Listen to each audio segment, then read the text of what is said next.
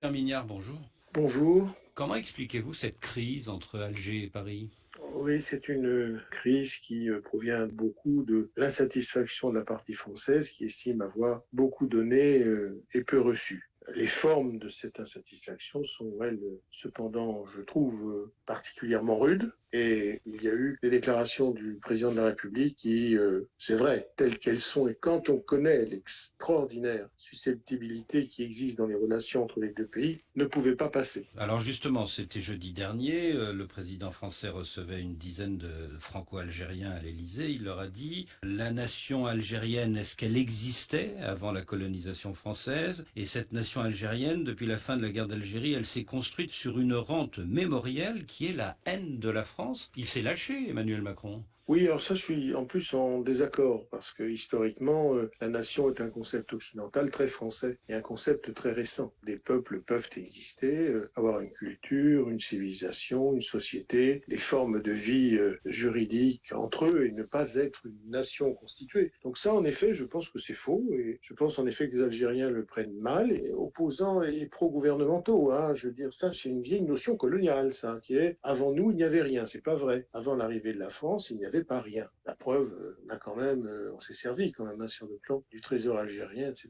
Bon. Donc ça, je trouve que c'est la phrase de trop. Tout n'est pas né avec la colonisation. Il faut faire extrêmement attention à ça. Et là, je pense en effet qu'il y a des rapages. Et quand Emmanuel Macron déclare j'ai un bon dialogue avec le président Tebboune, mais je vois qu'il est pris dans un système qui est très dur, est-ce qu'il ne sous-entend pas que le président n'a pas tous les pouvoirs et que ce sont en fait les militaires qui gouvernent? Est-ce que c'est pas ça aussi qui a mis le feu aux poudres? Ah ben, c'est exactement ça qui a été compris, c'est ça qui évidemment n'a pas été accepté, c'est-à-dire qualifier le régime algérien sous une forme très péjorative. On a le droit d'en penser ce qu'on veut d'ailleurs. Hein. Un système politico-militaire, dit Emmanuel Macron. Acte que l'histoire du pouvoir en Algérie est une histoire où le pouvoir civil et le pouvoir militaire étaient très imbriqués. C'est pas sur ce point une nouveauté. Les Algériens le disent eux-mêmes. La question est, faut-il le dire comme ça? Le dire comme ça, c'est évidemment ne pas pouvoir méconnaître que cela va entraîner des réactions de grande colère. Voilà. Et ce que vous dites, Jean-Pierre Mignard, c'est qu'il y a eu, à partir du rapport Stora du début de l'année,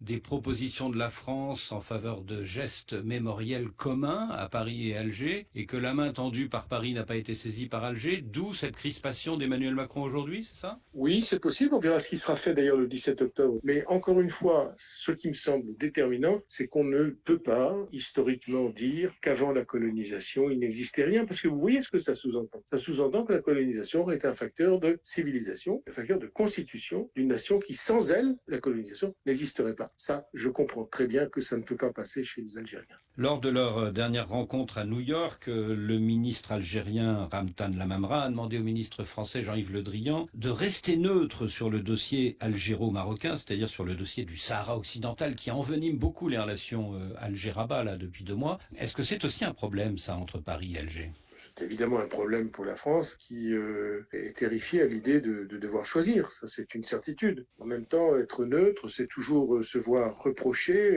une neutralité trop bienveillante vis-à-vis de l'une ou de l'autre des parties. Ce qui est certain, c'est que ce qui vient de se passer entre la France et l'Algérie fait presque physiquement du Maroc, peut-être provisoirement, un interlocuteur avec lequel les relations sont normales, en tout cas meilleures. Vous voyez ce que je veux dire? Donc ça ne va rien arranger. Alors, dans la classe politique algérienne, il y a le chef du mouvement islamiste, MSP, Abderrazak Marki, qui n'hésite pas à dire qu'Emmanuel Macron fait de la démagogie en ce moment contre l'Algérie, parce qu'on est à quelques mois de la présidentielle française. Ce serait de l'électoralisme. C'est vrai que quand je dis des auteurs d'extrême droite, c'est vrai que la question de la guerre d'Algérie est toujours là, la question d'une espèce d'humiliation qui aurait été tirée de ce que l'indépendance algérienne aurait été faite à notre détriment, oui, tout ça existe. Donc on sent bien qu'il y a un électorat qui peut toujours être concerné par cette question-là. C'est sans doute d'ailleurs la raison pour laquelle on hésite effectivement au transfert des cendres de Gisèle Halimi au Panthéon. Hein. La plaie n'est pas refermée. Et est-ce Donc en que effet, cette question, oui, bien sûr, je pense que cette question peut en effet être aujourd'hui